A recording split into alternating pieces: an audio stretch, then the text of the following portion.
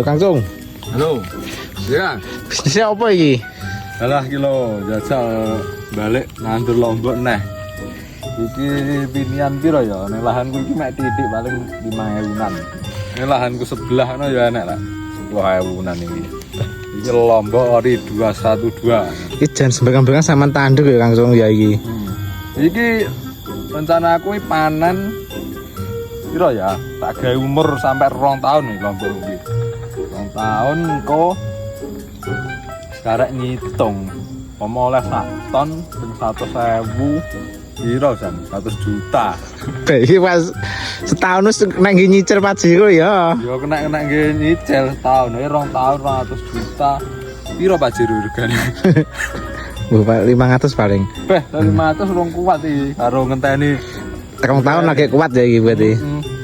ngenteni durane polkat kuwi wah wis damai iki. Didol sak lemah tapi Minimal ya atus sak lemah tapi